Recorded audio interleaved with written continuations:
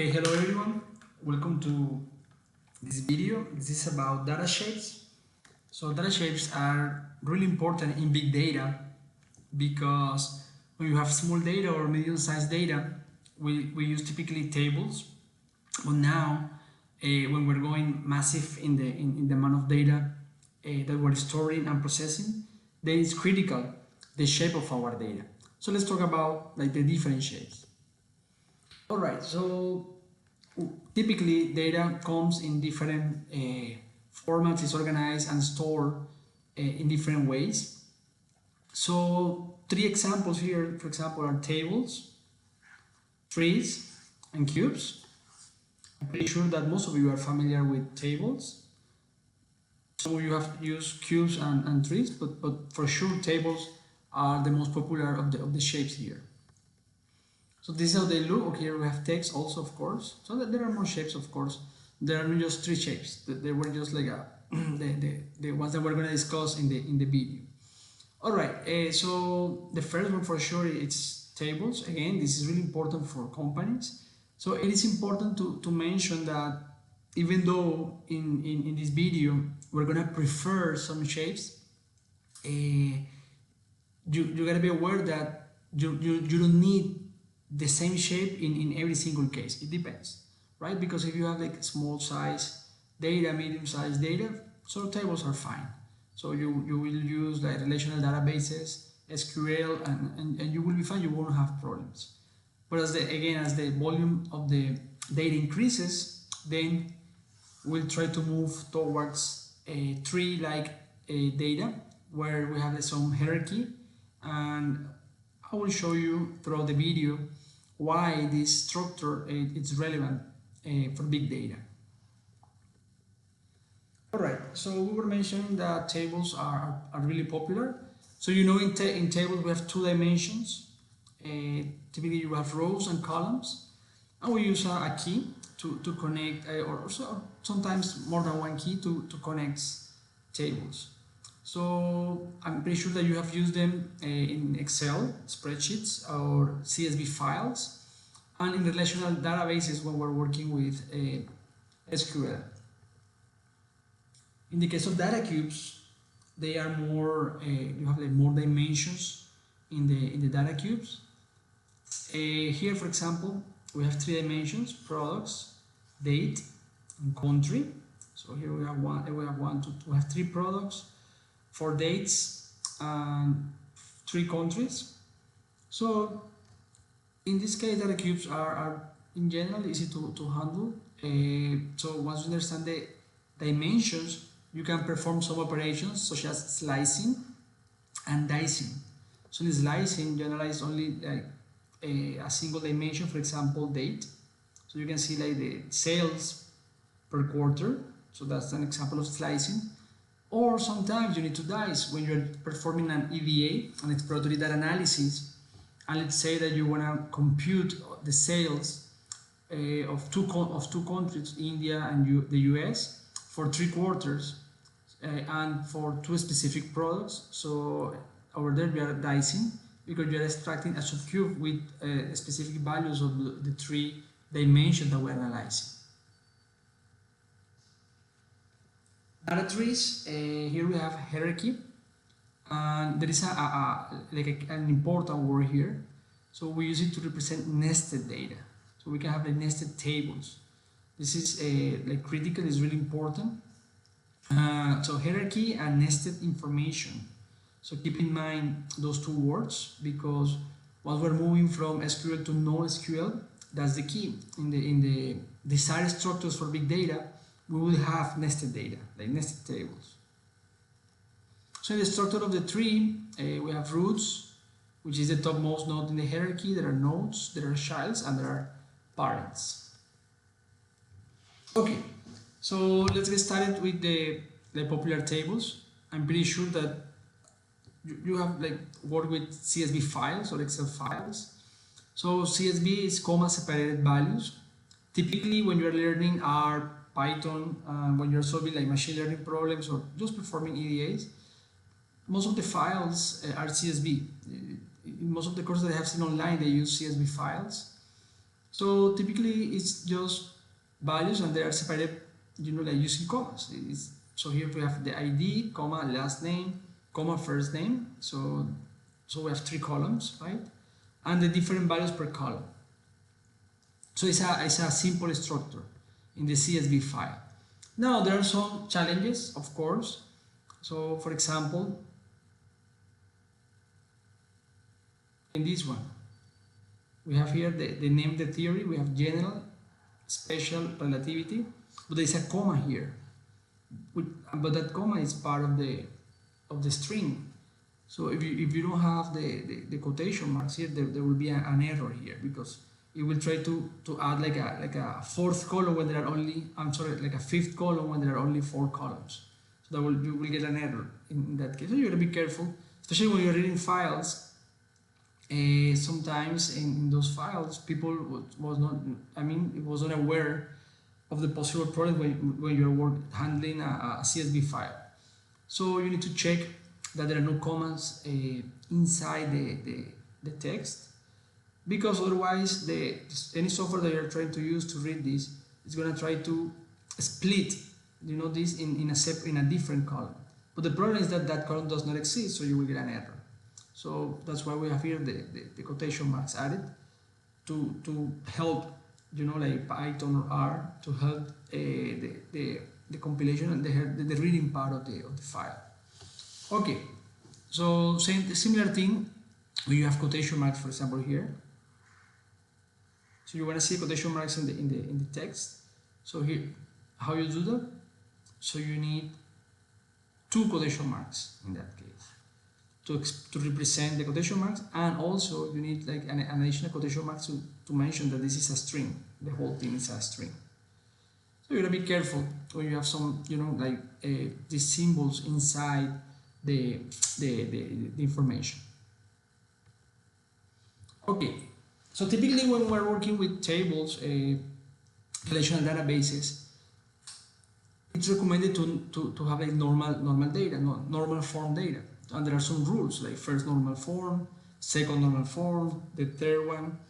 And the whole idea of these normal forms is that to ensure that we don't have duplicates, to ensure that we don't have redundancies. So, for example, for the first normal form, you want atomic values. So each column must contain like atomic values, so you cannot split them. It means that you cannot have an array in one column for a specific row. That's not possible when you're trying to have first normal form in your table. You need unique column names, unique rows. So let's see an example here. Please try to check like what's wrong with this table. So let's see. The first column is fine, it's student ID. The second column name, it's fine. There's like a single value per row, no problem. But here is where we're having a problem. So we have courses, but if you notice, here we have like an array, right? Because we have multiple values. That's a problem. That's a problem when you're working with tables. Not in general, that's when you're working with tables. And according to the first normal form, we need to like split those values. So this is how it looks. So here we have added more rows because we remove like the arrays from each row, so to avoid a problem in the table. So this typically when you're learning databases, so this is like the desire, right? You want like one value per row per column. There are more like normal forms, and it's also recommended to have like multiple tables instead of like one big table. And typically you will do some joins, and with the joins you will be able to query data and answer the desired questions. So this is what is recommended, right? Again, when you're working with tables, when you have small, medium-sized data, this is the standard, right? You need to follow the normal forms. Now let's talk about data denormalization. So here is the opposite, right? So the idea when we're going to denormalize our data is that we want to combine multiple tables. So let me tell you why. When you have like big data and you have like multiple tables which are massive, so when you try to do some joins, that's like that will be a high cost when you're processing those operations. So you don't want that. It's not good to have multiple tables and then just to do some joins when you have big data. That's okay for relational databases, small and medium-sized data, but not recommended for big data. So in the normalization, we're going from multiple tables to fewer tables or a large table in order to improve efficiency, performance. So even it seems counterintuitive, the idea here is that we're getting rid of the normal forms as the idea in big data. So we're moving from SQL to NoSQL when we're doing the data denormalization. Again, this is not desired always, it depends on the context. So in the context of this course, in the context of big data, this is the recommended thing to do. Okay, let's see this example. So originally there are 3 tables. So they are Boy's Code normal form. So they are fine. We have like one table with product information, product name and the price. Then we have the sales table with the product, the customer and the quantity. And then there is a customer's table. So here there is only one column, but in real life there will be like more information. The address, like different things. So typically if you have a relational database, this will be fine. You just, in order to answer some questions, you will query these tables, you will do some joins, and that will be enough to get your answer. Now, what is the advice when you want to denormalize? So instead of having multiple tables, the idea is, okay, let's go to a larger table. So here, this one, it's combining the 3 tables. So we're going from Boy's Code to the first normal form. So this is pretty much a collection of tuples. It's a collection of tuples. So let me be more specific about the tuples here. So each tuple is just a map. So we're going from string to values. So for example, for each row, the first one, product is phone, the price is 800, customer John, and quantity is 1. So this is the first row here. So we're mapping the tuple here is the string product, the value is phone, for price is 800, for customer is John, and for quantity is just 1. This is like a data representation. Now, if you wanna take this tuple, another way to represent it is using the syntax. So we have the curly brackets, we have different keys here, product, price, customer, quantity, and the values that you already know. So maybe when you see this structure, you think maybe you're familiar with this structure, with the syntax. So this is what we call JSON, a JSON object, and it looks similar to even to a dictionary in Python. It's similar. It's a similar idea. So we have a key value, the key, right? It's this one, the key, and you need to use quotation marks here for the key. And for each key, there is a value. It doesn't have to be a single value. You will see that later. We can have arrays here with multiple values, or we can have even some objects inside an object. That's also an option.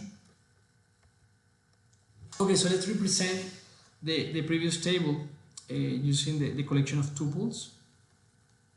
So this is each row, right?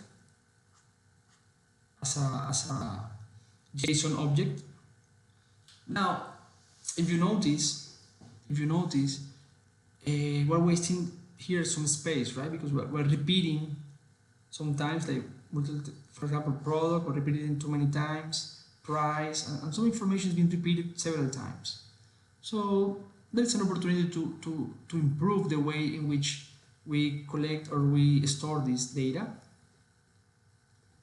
So this is when we are going to start nesting our information, nestedness. It is, so again, when you are working in relational databases, this is not good, it's not desired. You don't want to have a table inside a table. That will be a problem. You will get errors. But now here, this is good because it's a hierarchical way to store our data, and it's convenient when we are processing big data. So here, for example, for fun, for this product, there are multiple orders, right? So we have the table with the orders that are connected with this product. Same thing for the other products. So let's see how it looks using the syntax. So the product is fun. Again, we're using curly brackets to open to create the JSON object. So we have the first key is product, the value is fun, and the second key is orders. And please notice that here we have square brackets. That's an array.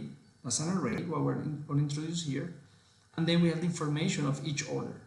And here each order is an object, if you see. So, and each object of the orders, it has two keys, the customer and the quantity. So we're saving more space here comparing with the previous one, this one, right? So it's like, like we're repeating information here, but here we're being a little bit more efficient in the way in which we represent our data. So typically, this is also considered like a tree when you have these hierarchies, like some arrays inside, there's a hierarchy here. So this is like a tree. So what I'm saying is like, if this is one tree, this is another tree. So now we have a collection of trees. So we're going from multiple tables to one table, and then we're creating trees, and now we have a collection of trees. So when we are denormalizing, what we're doing is paving the road from going from SQL to NoSQL. So initially, in our example, we were working with homogeneous tables, right? So this is a table is just a homogeneous collection of flat items. So that's a relational database, right? And the idea here, when we're going to NoSQL, is to have these hierarchies, to have these trees. So the idea is to have a heterogeneous collection of arborescent, that means trees, right? Items. So this is the structure that is desired for MapReduce, for example, for storing big data, for processing that big data. So we need to move from tables to this type of shapes. So now that you know that these nested tables are like trees and collection of trees, I think it makes more sense now to say that initially, let's see the extremes, right? We have structured data, tables, right? And on the other end, an example of unstructured data will be text. So this is like, free text, so it's unstructured. But then in the middle, we have semi-structured data, so that will be our trees. So when we have the nested tables, that's semi-structured data, right? And again, for big data, it is convenient the use of this semi-structured data, specifically the tree-shaped data, or tables that are inside other tables. Okay, so far we have mentioned JSON objects. So what is JSON? JSON is it stands for JavaScript Object Notation. So it's a simple format. It's very basic. It's easy to read and to understand. So a JSON object has a collection of key value pairs. So this is one value pair. Let me show you the example. This is one value pair. This is the second one, and there is a third value pair. So here we have three key value pairs, right? So the first key is name, and the value is Alice. The second key is age, and the value is 30. The third key is student, and the value is false. So we have strings, we have numbers, and we have true or false values here, right? So we can store here different data types. So I just mentioned some of them: strings, numbers, arrays, other objects. Remember the previous example. Here, for example, we have other objects. Please notice the curly brackets. And we have arrays also. Okay, the boolean, the true or false. So as I mentioned before, JSON objects, they look similar to dictionaries in other program languages. Okay, so some considerations when you are creating or handling a JSON object. So remember, it has to be enclosed in curly brackets. In the keys, for the keys you need the double quotes. For the keys, that's important. You need the column before the value, and then you separate the keys using comma. So that's the basic structure. In this example, if you notice, we have one key name, then age, and then for address there is another object here nested, right?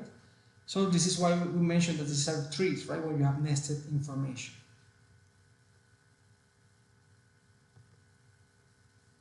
This is a more complex JSON example.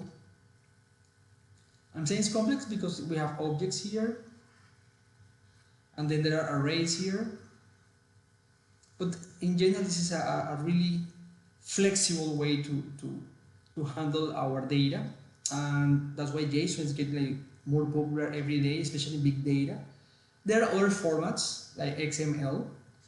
XML, it's also a well-established format, but again, JSON, it's getting more popular. Let's see some JSON problems or errors that you might have. For example, here, you gotta be careful because you have two keys with the same name. That would be an issue. So you have a 4 and 4 here. That's not desired. So in this, what is true, what is correct is the second one. So here you have 4 and then bar. So this one it's fine. So because the key names are different. It doesn't matter if you have a key here and a value here which are the same. That's okay. The problem is if you have two keys with the same name. Okay, this is a second error. So remember that you need always the quotation marks. So here in this key, you don't have that. So you will get an error for that. So this is the desired format. So you have keys, the key with the quotation marks, right? Same thing here with the second key. All right, so let's wrap up our discussion. So pretty much we talk about data shapes, specifically 3 types of data: trees, hierarchical structure, nested information. They are desired when we're moving to big data, when we're moving from SQL to NoSQL. Tables, they are like popular and they are good for small, medium-sized data. They are the standard in general for companies in relational databases for transactions. For sure, you will see like tables, and they will use these structures or these shapes all the time, and that's fine. We talk about cubes too, but now we're moving to big data. It's important to denormalize our data. That means combine multiple tables. That means nesting some tables. When we're going to big data, it's important that we move to NoSQL databases. And finally, we also discuss a little bit about JSON. Specifically, we check like how's the structure of JSON objects, JSON arrays, how to avoid some errors, and also we mentioned how important is getting this format nowadays in big data. Okay, so I'll see you in our next video where we will keep talking about data shapes and big data in general.